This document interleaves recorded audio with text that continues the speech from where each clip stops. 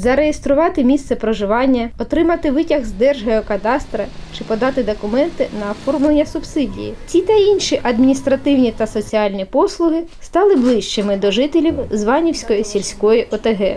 З січня 2020 року в громаді функціонує Центр надання адмінпослуг. На сьогоднішній день в Центрі надання адміністративних послуг затверджено 128 послуг.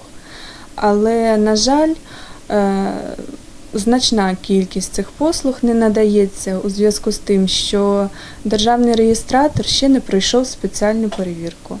І тому послуги з реєстрації рухомого та нерухомого майна, а також реєстрації бізнесу на сьогоднішній час в ЦНАПі ще не надаються. Усі послуги соціального характеру, субсидії, пільги, державна допомога користуються попитом. Документи до районного управління соцзахисту в Бахмут потрапляють у день звернення. На сьогоднішній день в Центрі надання адміністративних послуг, а саме в відділі надання адміністративних послуг, підключено програму «Соціальна громада».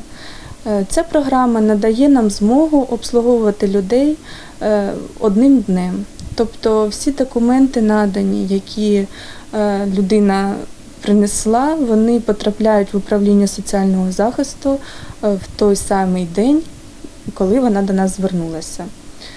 Тому це пришвидшує нарахування субсидій, нарахування допомоги малозабезпеченим сім'ям, матерям-одиночкам і всім іншим особам. Розмістили Центр надання адміністративних послуг у одному з кабінетів сільської ради. Це одна кімната сільської ради, в якій знаходиться 2 адміністратори, спеціаліст соціального захисту та начальник відділу земельних питань. Також ми отримали, згідно проєкту МТОД, паспортну установку, яка також на сьогодні розміщена в цьому ж приміщенні, в цій кімнаті, де створюється робоче місце адміністратора, який буде надавати послуги з видачі паспортів.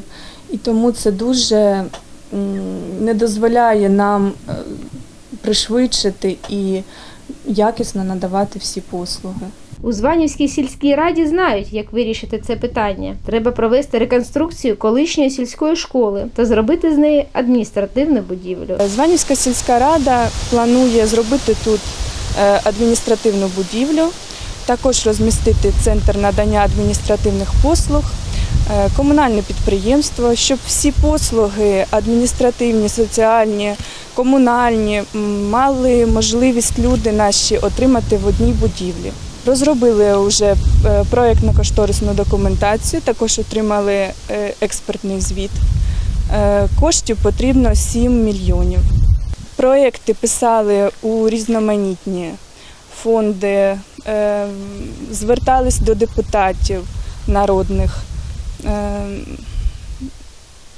Плануємо щось зі свого місцевого бюджету, але, на жаль, сьогодні і ще поки що нічого не розпочато.